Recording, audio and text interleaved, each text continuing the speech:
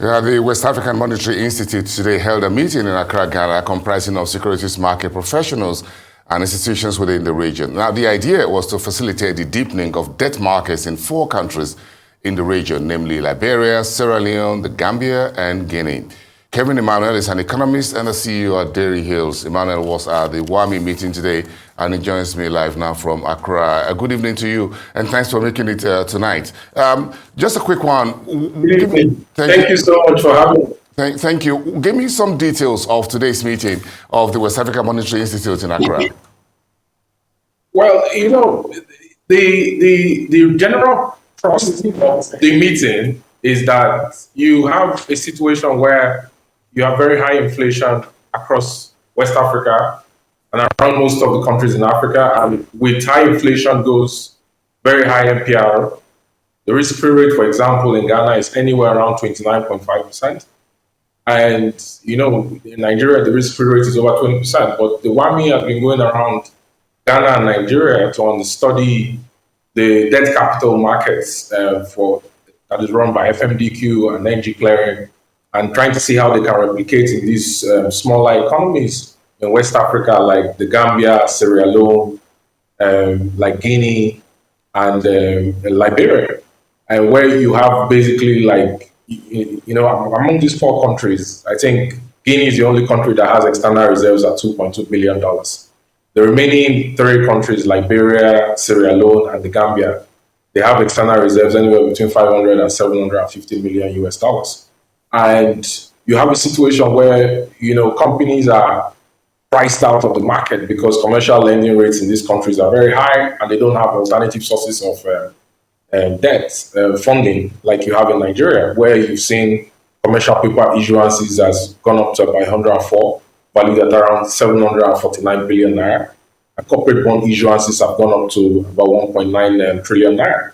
So basically, WAMI is working with the African Development Bank and is working with central banks around West Africa to see how we can help replicate the model, the regulatory frameworks and model from setting up an Investment and Securities Act to setting up a framework for capital market operators by the Securities and Exchange Commission, by the central banks, setting up guidelines that will guide players to issue and trade bonds on self-regulatory exchanges in these countries across West Africa. So basically, the objective is to see how they can deepen the shallow debt capital markets they have in these countries, and take it outside of the equity capital markets, because in equity capital markets, companies either list for an IPO or go for successive rights issue to raise funds, to the debt capital markets where they can raise funds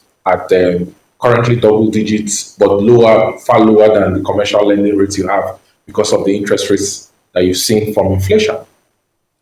But when you look at the meeting, I'm sure Nigeria and Ghana have 2 well-developed debt capital markets in the region. So what do these 2 countries bring to the table, even though Ghana is dealing with a whole lot of issues with its bondholders right now?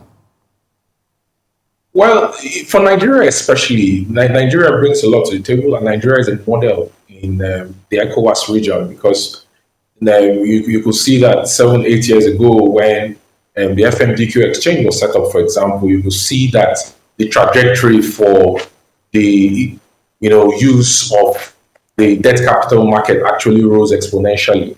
And we could see that a lot of companies migrated from commercial lending when the inflation rate and interest rates went up from single to double digits and NPR started rising up, and they went to start listing commercial papers for working capital and long-term corporate bonds to be able to do capital projects. Even the Lagos state government, as a subnational, had the 10 series issuance that it was going to raise 1 trillion naira from. However, for example, when you consider the fact that Lagos state government currently has about 2.3 billion US dollars in debts, yes, both internal and external debts, and they are, my calculations, going to pay 88.5 billion naira in interest this year. They are looking forward to the multilateral development bank. So Nigeria presents a model for the entire ECOWAS on how the debt capital market has been broadened, the depth of it, and how it has provided an alternative source outside of commercial bank loans for companies to subnationals to be able to raise capital for capital expenditure, long-term capital expenditure, and working capital from commercial papers for projects. Was this meeting all about the English-speaking West Africa, or do we have our cousins, the French-speaking West Africa, in the room? What's the contributions they are bringing to the table? Well, I don't think it was only Anglophone West Africa. I think Guinea is Francophone West Africa, and you know, the hope for the representatives that we spoke with was that they could learn from what has been applied in countries where it's working in Anglophone West Africa, especially in Ghana and in Nigeria. Even if Ghana has had its issues with a technical default on its debts, and Ghana is currently going through an IMF program. Ghana has met the conditions to get a second tranche of funding from IMF, which I think is anywhere around $600 million US. Ghana has currently a negative net external reserve, and Ghana has FX obligations of anywhere around $120 million in auctions from between now and December 27 to 2023.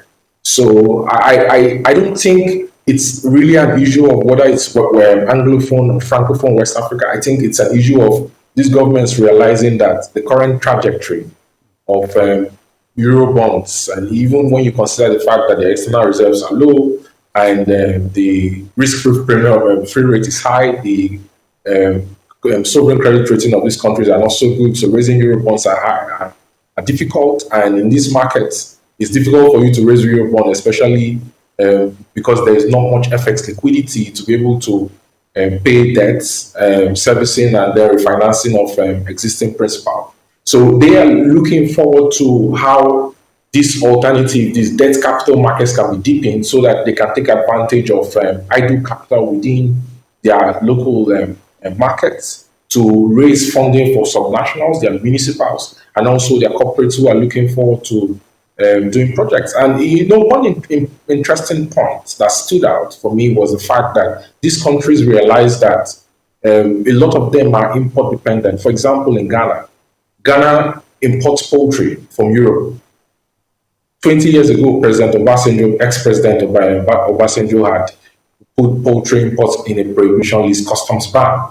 And it led to the development of the supply chain for the poultry sector in Nigeria, from the commercial growing of maize and soya to produce poultry feeds, to feed milling companies, about 8 major feed milling companies in Nigeria, to fertilizer blending, about 56 of them currently, and then to poultry. So in Ghana, for example, they import poultry. In Sierra Leone, they import poultry. So, when you consider the fact that because of the fact that they are so import dependent, their supply chain is exposed to foreign exchange fluctuations, and food inflation is very high. And as food inflation and energy costs go high, you have to adjust the MPR rate by your central bank to meet up with that inflation to interest yield curve, and it affects the cost of borrowing. It affects the cost of debt servicing and repayment on existing principals for government debt. So they understand that they need to raise capital to be able to do backward integration.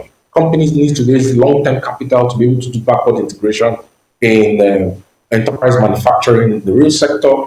And they also realize that because a lot of them import petroleum products, white fuels, they need to start building modular refineries. For example, if you go back to the Africa Energy Week, you will understand that for Uganda, for example, that's going to start producing 230,000 barrels of crude oil in 2024, and that consumes 65 million liters of PMS daily, is thinking and is working towards building a $4 billion commercial refinery so that a lot of the oil it gets in that joint venture between the Ugandan National Oil Corporation and the operators is actually kept and refined into white and non-transportation fuels. So you can reduce the shocks that you have in terms of energy that affects inflation and goes round that cycle. Very, very interesting, and we really appreciate your time, Kelvin Emmanuel, for attending this meeting with West African Monetary Institute in Ghana. Thank you so much for making the time for this discussion tonight. Have a great evening and do have a safe trip back to Nigeria.